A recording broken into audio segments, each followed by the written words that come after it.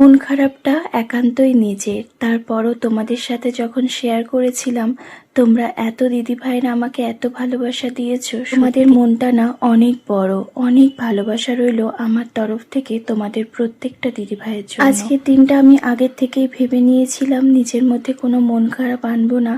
ছেলে আর কৌশিক এই দুজনকে নিয়ে হাসিতে দিনটা কাটিয়ে দেব। কাল রাতে ঘুমাতে বেশ অনেক রাত হয়ে গেছিল, কি জানি কেন ঘুমটাই আসছিল না। আজকে আবার বেশ সকালে উঠেছি, উঠে নিয়েই না কাজ শেষ হওয়ার পর দেখলাম কৌশিকও উঠে গেছে। আর ওকে বললাম তুমি আগে কৃষকে ডেকে দাও, কারণ ওকে তো ঘুম থেকে তুলতে বেশ অনেকটা সময় লাগে। ও যেমন ঘুমাতে চায় না, আর যদি একবার ঘুমায় ওকে তোলা ভীষণ কষ্টের হয়ে যায়। ঘরের সামনেই না আজকে দুধের বোতলটা রেখে দিয়ে চলে গেছিল। আসলে এই দিদি ওই বালতি করেও দুধ আনে, আবার বোতলে করেও আনে। যদি ঘরে কাউকে না পায় সামনে ওই বোতলটা বসিয়ে দিয়ে চলে যায়। আমাদের জন্যই ভালো বলো। না বাজার থেকে 2 রকমের মাছ এনেছিলাম, তবে 2 রকমের মাছ এখন আর করব না।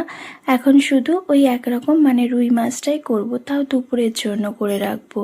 আর কৌশিক না বাজার থেকে খুব সুন্দর নোটের শাক পেয়েছিল, সেটাকেই নিয়ে নিয়েছে।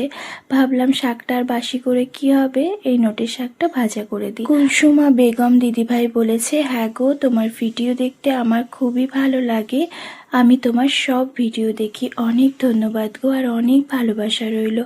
খুব ভালো থেকো তুমি। আজ সকালের জন্য একটু লাউ পাতা এনেছি, অনেকদিন লাউ পাতা বাটা খাওয়া হয় না তো।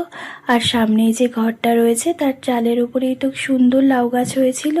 লাউ গাছটা না এখন অনেকটাই নষ্ট হয়ে গেছে, তবে দেখলাম সামনের দিকে কচি পাতা রয়েছে। ভাবলাম কিছু পাতা নিয়ে যাই, একটু বাটা করে নেব। আর এখন তো শিল নোড়া, সেই নোড়াটাও নিয়ে ফ্রিজে না বেশ অনেকগুলো ভেন্ডি ছিল, ভাবলাম আজকেই ভাজা করে দিই যদি আবার বাড়ি যাওয়া হয়। তবে জানো তো অনেক ইচ্ছা থাকা সত্ত্বেও বাড়িটা যাওয়া হয়তো আর হবে না। আজ সকালের জন্য ওই যে মুসুর ডাল করলাম রসুন টমেটো কাঁচা লঙ্কা দিয়ে, তার সাথে ঢ্যাঁড়স ভাজা আর লাউ পাতা বাটা, এটা দিয়েই সকালটা হয়ে যাবে। আর জানো আজকে ক্রিস স্কুল থেকে এসে শুধু এই ঢ্যাঁড়স ভাজা দিয়েই ভাত খেয়েছি। বান্টি এসডি দিদিভাই কমেন্ট করেছে, দিদিভাই আমি বান্টি, বাংলাদেশ সিলেট হবিগঞ্জ থেকে আমি তোমার ভিডিও দেখি। আমার ছেলে বিশাল আমার সঙ্গে তোমার ভিডিও দেখে। তোমাকে আমরা অনেক ভালোবাসি দিদিভাই, ভিডিওতে আমাদের কমেন্টে রিপ্লাই দিও।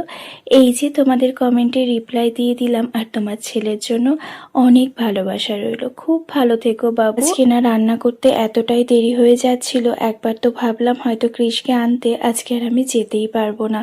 কৌশিককে তো বলে দিয়েছিলাম তুমি যেও, আমি হয়তো যাব না। ও বললো ঠিক আছে আমি গিয়ে নিয়ে আসবো। তারপরে শেষে দেখলাম ওই 10টা 10-এর সময় আমার রান্না শেষ হলো, তাড়াতাড়ি করে চলে গেছি। লাউ পাতা বাটাতে